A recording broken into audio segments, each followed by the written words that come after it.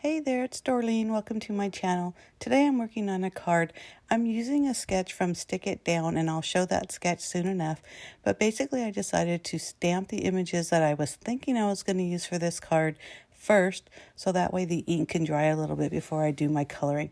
So I'll ink these and then just put them aside. But I'm obviously making a graduation card. Here's the sketch, very simple. So it's two-toned as far as the card front.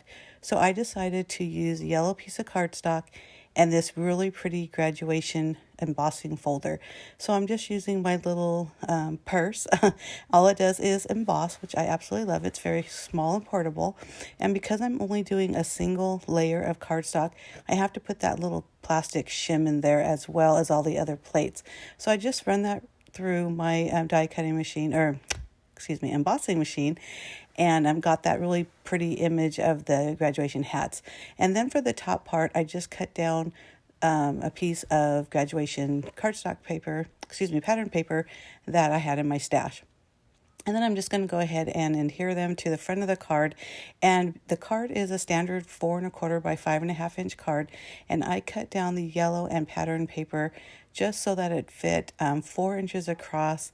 And I want to say the yellow was 3.5, and then the top part was 2 or something to that point. But I'll have all that information on my blog, and my blog address will be in the information box below.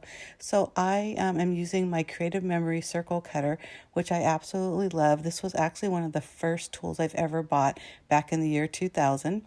So if you've never used it before, basically that little plastic cover I showed earlier shows you the different sizes of circles and which circle template that you use, plus the different blades.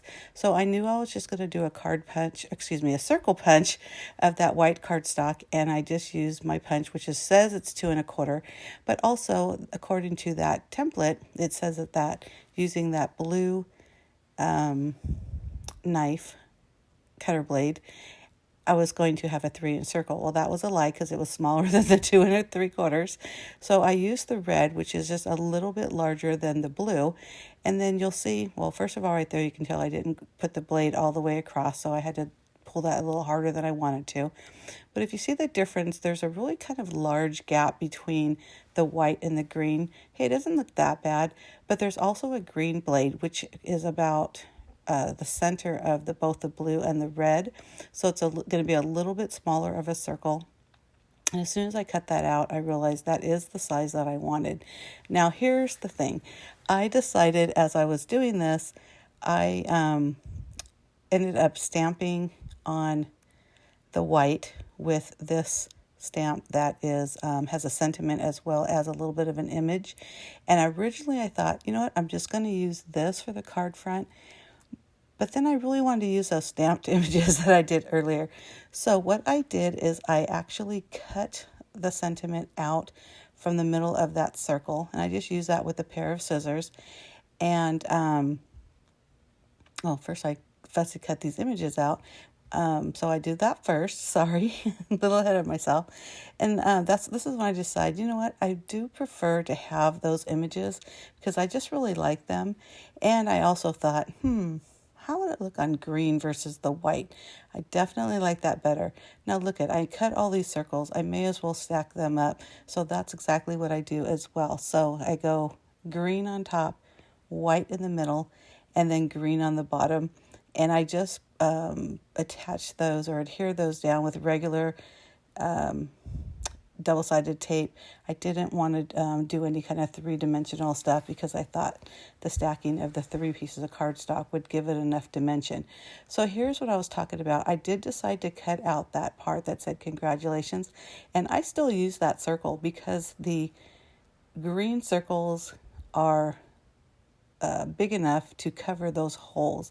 And you'll see right now as I layer this on that it just works out fine. Now I'm using green and yellow because that is the school colors of my niece, who I'm making this card for. But look isn't that pretty? And you can't even tell that I cut in the middle of that circle. I ended up coloring in the graduation hat and diploma, but I don't really show it. What I did show is I put these images on this scrap paper or this notepad that I use, and I just used some alcohol markers from my stash, nothing perfect. And basically I just did them one color since their school colors were that dark green. I didn't need to worry about shading and stuff. It did what it needed to do. So once I adhered the circles to the upper center of this card, which I'm doing now. Again, I just did it right flat on the card because having that 3 layers really did give it some dimension. Now I adhered the diploma and also the words that I'm coloring the edges right now just to give it a little bit, or just to soften it a little bit. And then I just adhered these directly onto that circle, and then the graduation hat. You know, I'm sure there's a name for that. I can't even think of what it is. But I ended up putting some foam adhesive on the back to bring that up a little bit. Now, I hope you like this video, and if you do, give me a thumbs up, and don't forget to hit that subscribe button. I do post 2 videos a week. One is always scrapbooking, and the other is whatever it is I'm creating in the command center, which is the name of my blog and also my craft room. I mentioned earlier that I'll have my blog address down below, and I'll also have a link to the Stick It Down website because that's where I got this sketch for this card challenge. But I love using sketches because, gosh, it really does give you a good starting point. I don't always stick to the sketch exactly, but on cards, it's kind of hard to kind of waver. But I really like this card, super simple, and right now I'm adding some sparkle to it. I hope when I bring it up a little closer that you can see the splash of sparkle, but there it is right there. Just a little something to add a little more. But like I mentioned, I hope you like this. Hope you give me a thumbs up, and I hope you stick around and watch more videos. Thanks again for watching. Bye.